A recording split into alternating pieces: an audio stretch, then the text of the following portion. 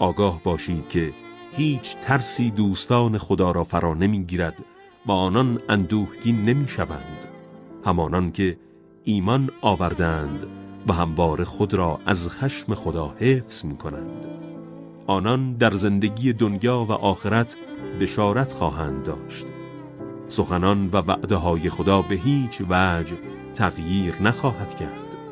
این همان نجات و پیروزی بزرگ است.